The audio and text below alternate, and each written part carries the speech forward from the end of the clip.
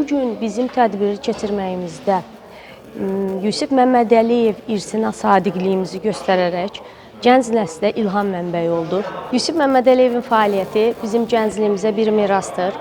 Onlar ondan öyrənirlər ki, biz dövlətə, vətənə, Ali Baş Komandanımıza sadiq qalıb, elmdə, fəaliyyətdə daim irəli getməliyik. Bugünkü tədbirimiz nə xoş təsadüf ki, Ali Baş Komandanımız, Prezidentimiz İlham Əliyevin doğum gününə təsadüf edir. Bu bizim üçün qürur və fəxr edici andır.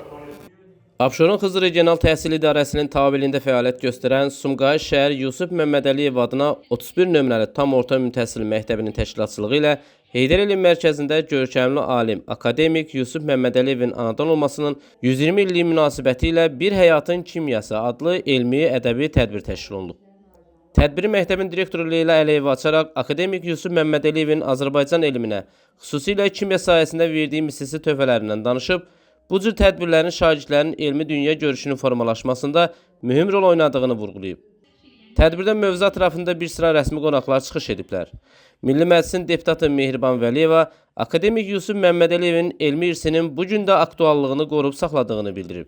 Sumqayıt Bələdiyyəsinin sədri Adil Xudadatov elmin və təhsilin dəstəklənməsinin dövlət səviyyəsində prioritet istiqamətlərindən biri olduğunu qeyd edib. Sumqayıt şəhər İcra Hakimiyyətinin məsul şəxsi Fərman Kazımov alimlərin cəmiyyətin inkişafındakı rolundan bəhs edib.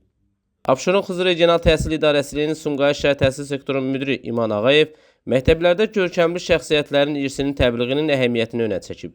Sumqayıt şəhər 31 nömrəli tam orta məktəbin məzunu olmuş Şəhid Rüfət Əhmədzadənin anası Ruhiyyə Əhmədova isə çıxışında elmin, vətənpərvərlik və gənc nəsillərin mənəvi dəyərlərlə yetişməsinin vacibliyindən danışıb.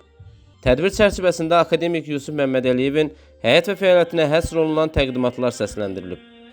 Tədbirin bədii hissəsində şagirdlər tərəfindən bir-birindən maraqlı musiqi nömrələri nümayiş etdirilib, səhnəciklər və şeirlər təqdim olunub.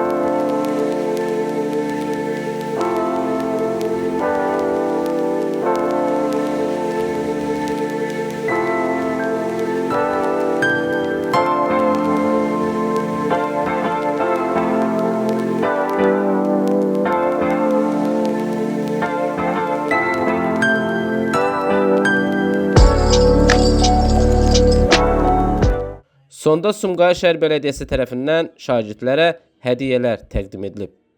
Tədbir xatirə şəkillərinin çəkdirilməsi ilə yekunlaşıb. Nizami Rəsulov, Fərad Ələkbərli, xüsusi olaraq Dinas TV üçün.